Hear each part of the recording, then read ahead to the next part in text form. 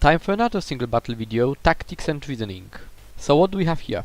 A very disrupting thief, but not one which is pure damage, so we can't focus on him as a party to kill him quickly.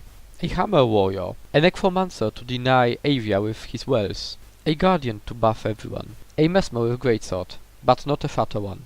I'm in pretty bad shape right now, so I have to evacuate. The thief totally locked me, I was unable to do anything, I could only evacuate. So then I'm trying to reset the fight. Mardis, also known as Marks, came with the portal to me, but T didn't. This means evacuation and regrouping is technically impossible at this point. So at this point the only thing we can do is simply charge at them. First of all, we simply can get surprised and win somehow. Second, to see how they work as a team. And the results were, well, we died. Two important things to get from this fight. First, we can't fight on the area they have denied. Second, they don't have a lot of crowd control skills, as in reliable against me. And as the thief was from the different guild than the other Drakas, we have decided to go back there. Back in the fight. As predicted, the thief didn't follow them. Now they have an advantage, a strong advantage. They have the guard stacks, and as we died we don't have ours. But here, there is no circle. We are able to maneuver freely.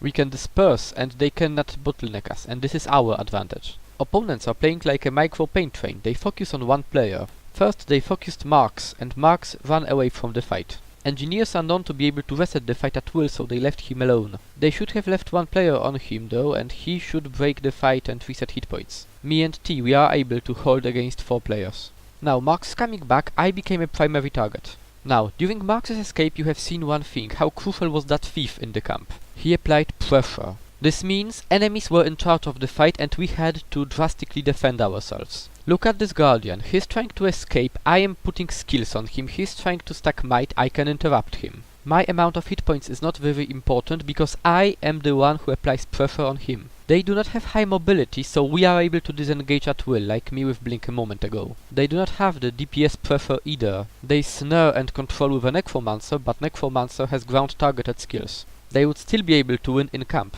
Then you can take a point or not lose a point. But here, mobility is superior. Because I can always change a battlefield and portal is much more useful then. Now, I totally become a designated target, Mesmer uses mass invisibility and 2 melees are on me. Marks and T are focusing enemy Necromancer. He stayed behind, so he is a proper target. This, by the way, is the reason why every roamer should be somewhat self-sufficient. They focus Marks, they do not focus me and T, Marks able to escape. They focus me, I am able to survive, Marks and T can hurt a Necromancer. It doesn't really matter what your defensive option is it stealth, is it mobility like in my case. As long as you have their attention and not die, your party mates will be able to put pressure upon others. Then either they leave you alone and help their comrade, or they run after you and their comrade dies. Right now, in the distance, Marks and T are stomping enemy Necromancer. Everyone else is on me, because there's no escape from the point I am in right now. But if Staff 2 worked, I wouldn't get downed.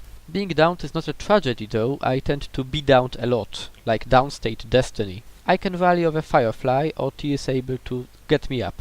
Now look at our hit points. Marks and T are in very good shape. I am not, but I have my focus and my mobility. And the fight is 3 versus 3 now. Trying to kill me, they really had to extend themselves, so they are low on hit points. While escaping, I was fighting all the time, and they had to take my hits to be able to hit me, so T and Marks downed a warrior easily. Not only enemy Mesmer and the Guardian are only 2 players who survived. On top of that, 2 other players from Gunnarshold came to our assistance. So even if they are reinforced by another warrior, making it 5 versus 3, while 5 is on our side, I'm stopping commenting this meeting and starting discussing high level. We won because they lacked pressure to put on us. They did not have damage, so we would get downed very quickly. They also lacked reliable crowd control. Of course, warrior could hammer me, and they downed me then, but it is only because Staff 2 failed to work. If I led enemy squad, what would I do? I would ask the Mesmer to switch the torch into focus or pistol. We did not have stability. If the Mesmer stunned me at least once, or pulled me at least once, I would be so dead it wouldn't be even funny. Then the Mesmer would take the role of a thief, because thief was not dangerous because he had damage. It was the Basilisk Venom, it was the Immobilize, it was the stun. Okay, onwards to the next clip when we meet them. We have spotted a Necromancer and a Guardian trying to reinforce the fallen comrades in the camp. So yeah, we go there to kill them. This is a proper thing to do in terms of tactics. First of all, we are getting this 2 versus 2 fight. Marks will reinforce us soon, but we try to assure enemies will trickle into us, not come as a group. As they have a waypoint at hills, they are able to reinforce pretty quickly, so we can't really select the battlefield. Even with Kilavi reinforcing us, we will still not be in a very good spot. As in, tight locations like bridge are preferable for heavies. Well, heavies, necromancers, everything with AoEs. So as the party on the bridge takes place, let me tell you a bit about our composition.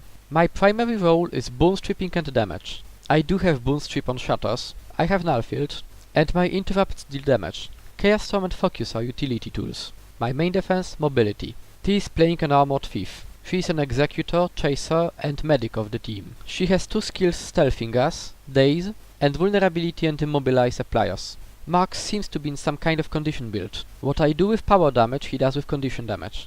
Now, we did get several enemies downed, but it doesn't mean the fight is over. They have banners, and we do not have sufficient manpower, firepower, and hit points to destroy them. We cannot regroup though, because we would lose momentum. We need to keep attacking, we need to keep pressuring them. It goes like this: if we manage to down sufficient amount of enemies sufficient number of times, they will not be able to come and resurrect them. And if we attack them as soon as they are up, they won't be able to rebuff. Now imagine what would happen if they had one ranger or one thief. I mean one high damage, ranged player, or some kind of condition pressure class. Homogeneous party composition like only power damage, only high defense players, only condition damage. I'm not sure this is the optimal way. We are very successful right now simply because we are using different sources of damage and different roles. They are composed of low power damage and heavy defense players. And they do not hinder our defenses, they do not hinder our movement in any way right now. That single ranged player would be able to cherry pick any of us, and if he stood on the stairs, none of us would be able to attack him. And if we would, our opponents would be able to congregate around him and defend him. In a way, that's the reason why we are doing so well. They let us fight as we want to fight. We select the battlefield, we are faster, we are able to kite them, they don't have anyone ranged. We put the pressure, they have to react. In short, we had all the possible advantages.